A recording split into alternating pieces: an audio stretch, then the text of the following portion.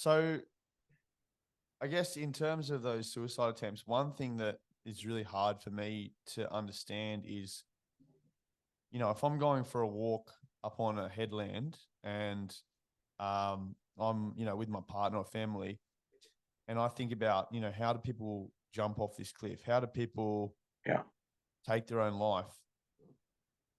What is that? What was the difference between you pulling the trigger and on the other occasions where you couldn't pull the trigger?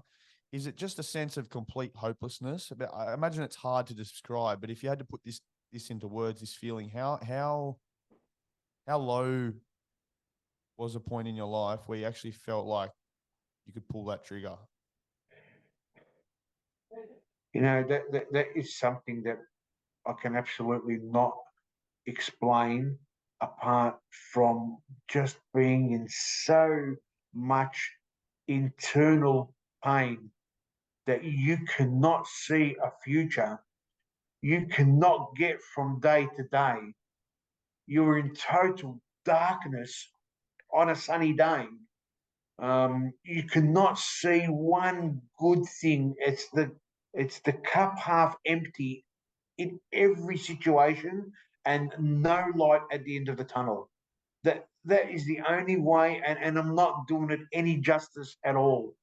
But being in constant pain on the inside, where you cannot see any brightness, any humor, any joy, all you feel is ugliness. Wow. Yeah, it's as you say, I imagine you're not doing it justice there in your words, but I'm sure there's some people potentially listening that I know we spoke to Troy Jones in an earlier episode, and he ran from Perth to Sydney, and he talks about the moment he was on the Cronulla Shire, and he went to the Kurnell Cliffs and considered jumping off the cliff there after breaking up with one of his partners, and he didn't do it, but he kind of put that into really succinct terms where he said that you have these swirling emotions and you just can't you try and grasp the most logical thing. And at that moment in time for him, it was to almost just remove himself from the earth. But obviously we know it's a very erratic thought, and it can lead to, in a short-term moment, can lead to long-term devastations for not only yourself taking your life, but also all the people around you. Because we know this story does take a turn, and that's why you're here today talking with us.